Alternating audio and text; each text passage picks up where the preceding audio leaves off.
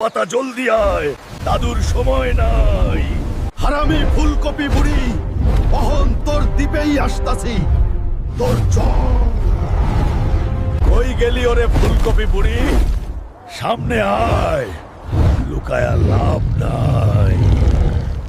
কিরে কপি ভূতগুলা, এক কেরে কামড়ায়া ছিঁড়া ফেলবি নাকি?